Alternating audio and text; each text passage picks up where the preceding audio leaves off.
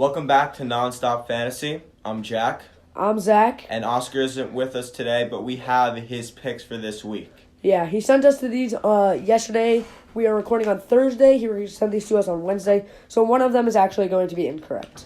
So we have start, bench, trade for, and pickup. And this will be our last week of trade for because a lot of trade fours are winding down. Yeah. So, Zach, do you want to start with your stardom? I actually just want to talk about last week and my start and bench. So my starts, I had Jameson Crowder at Miami. 22 points. The Jets ended up losing, to my sadness. The Jets ended up losing. Terrible for me, but Crowder had 22. In our PPR league, but in real ESPN PPR. 8 receptions, 83 yards, and a touchdown, so that's really good for a start. Jets defense at Miami, I don't think they did much. They did a couple sacks, maybe 6 points in our PPR ESPN league, but decent, not great. They had 1 safety and 4 sacks. Yeah, and then Devin Singletary versus Washington. He had, I think, 23 points in our league. Yeah, he had like 13 rushes for 95 yards and a touchdown. Very good. So another very good day for Singletary. Yes, and 45 receiving yards plus 3 receptions. Right, very good. So for my starts last week, I had Jalen Samuels, who did very well in our league. I believe he had 19 points in our league. With only 10 rushing yards, but he had 73 receiving yards and 13 receptions. So that's really, really good. Yeah, very good. And then I also had Mohamed Sanu, who I believe had around 24 points last week in our league, but he had 81 receiving yards, 10 receptions, and a touchdown, which was really good. Yeah. And then my final start was DJ Moore, who had a pretty decent day. Oh, yes, he actually had a good day. 101 yards and 7 receptions. Nice. But moving on to the last week's sits, I had a terrible outing for last week's sits. Mark Ingram, he had 14, it's decent, but, it's not good enough for me to say to sit him. Cortland Sutton, who I didn't play, 17 points. A very good outing from Sutton. So, very decent, even with that new quarterback. So, good for Sutton. And then Marvin Jones Jr. versus Oakland last week.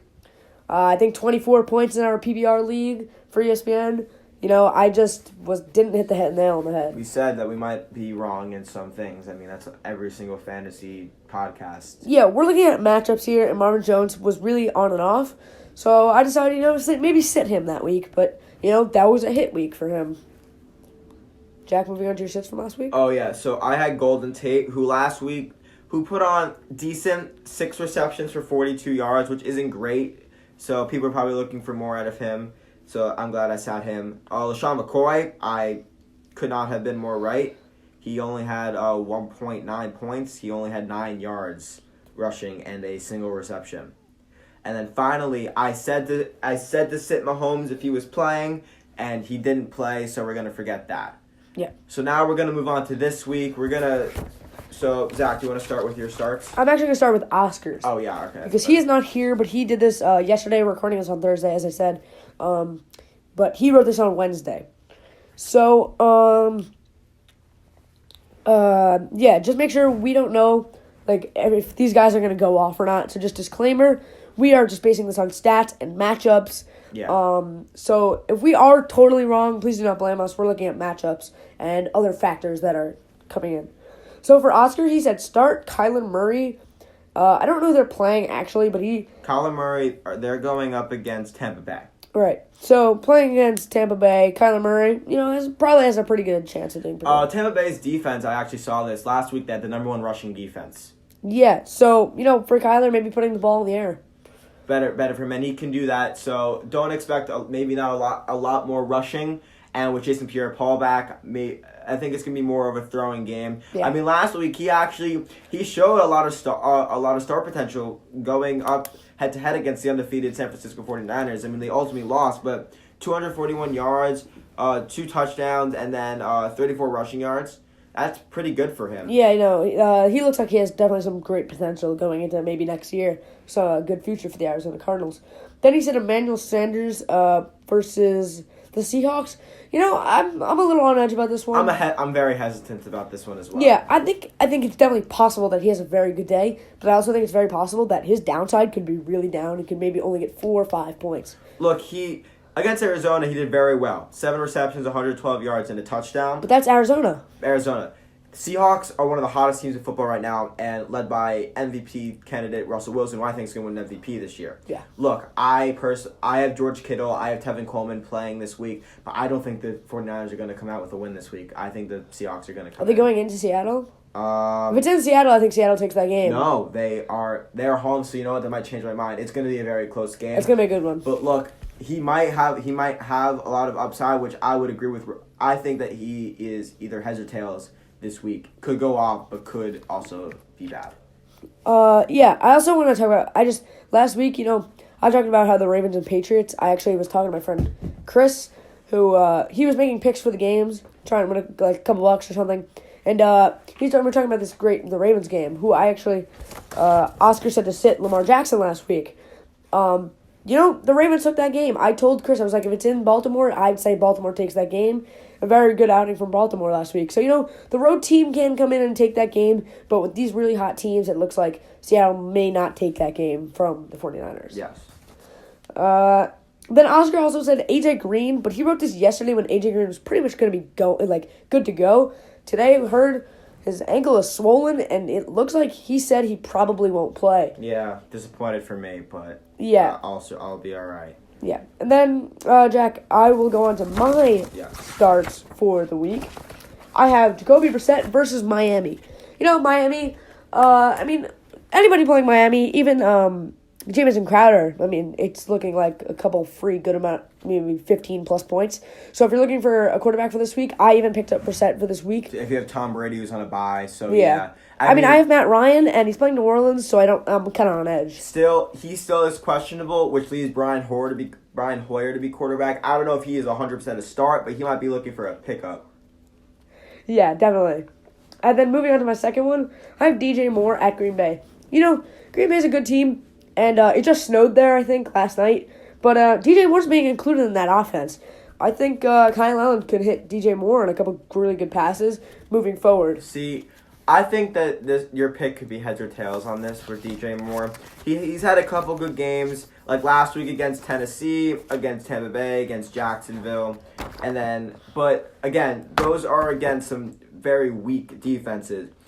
Games against good defenses, Houston, only 44 yards and 3 receptions, and San Francisco, only 38 yards and 5 receptions.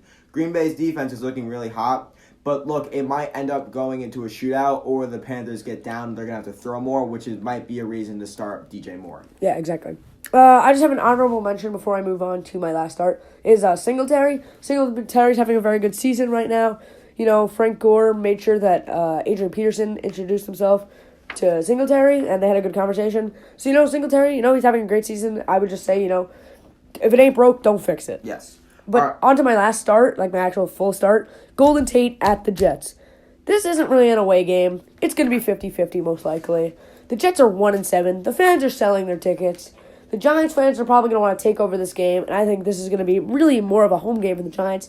And it looks like Daniel Jones could put on a show with Golden Tate. I agree with this pick. All right, Jack, you want to go? All right, so for my first start is David Montgomery. So when Matt Nagy made his comment, like, we have to start running the ball more, they did. Against the Chargers, 135 yards and a touchdown, plus 12 receiving yards and 4 receptions. Against Philadelphia, 40 yards and 2 touchdowns, and then 36 receiving yards and 3 receptions. I think he's going to keep it up against Detroit. Detroit's defense, I think they have a pretty solid defense, Darius Slay, but I still think that with Mitch Trubisky struggling, they're going to look to the run game more, and David Montgomery is going to be that guy. Yep, definitely. My second start is Marvin Jones, so kind of going up against the Bears. Bears defense, still very good. Khalil Mack, Kendall Fuller, Eddie Jackson, everybody. With Kenny Golladay still sort of being the number one receiver over there, he might be locked up, unfortunately for me, because I'm starting him. Which leaves Matt Stafford some options of Danny Amendola, T.J. Hawkinson, and most importantly, Marvin Jones. Galladay and Marvin Jones have been putting up great numbers, and I think this week he's still going to be hot, and I still think he's going to do very well. Yeah, definitely possible. And then my final one is Marlon Mack against Miami. Look, Miami's defense, they did have a win last week against the Jets, but their defense still very shaky. I think he's going to put up solid numbers. I still think he's trying to prove himself as a star running back in the league, and I think he's going to show it during this game. Yeah. All right, moving on to sits, we'll go back to Oscar's choices. He said Baker Mayfield. You know, I kind of agree with this. Baker Mayfield's been pretty terrible this year. Definitely underperforming with a star-studded offense. Yeah. It's not looking like he's going to do much. I definitely agree. There might be some sort of argument saying that Baker may just be throwing the ball 24/7 again in this game.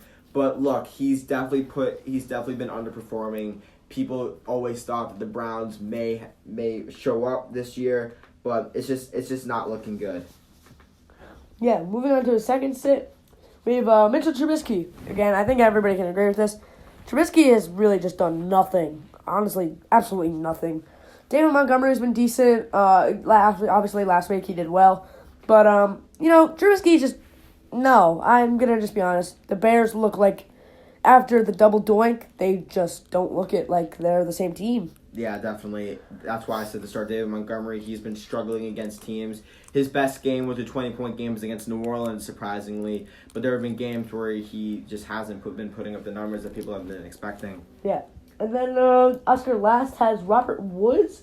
The Rams receivers have not been putting up great numbers, I feel like. Only Cooper Kupp has really been doing that hot, I feel. I kind of sort of disagree with this. Brandon Cooks doesn't look like he's playing again this week. Yeah, true. Which leaves Cooper Kupp as the number 1 receiver and Robert Woods as the viable number 2 receiver.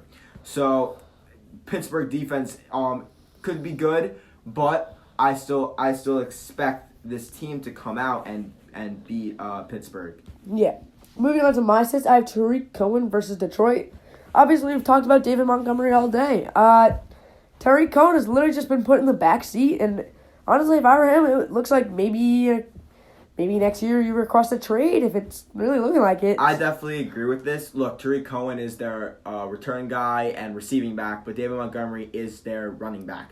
With Mike Davis still there as well, who might be, if Tariq Cohen does get traded like you just said, Mike Davis can easily fill in that position. So yes, I definitely think, and against Detroit's defense again, who is good and bad at the same time. Yeah, Tariq Cohen, obviously, I actually think he might request a trade soon enough. And then I have Eric Ebron versus Miami. It is Miami, but Eric Ebron has just been put into tight end 2.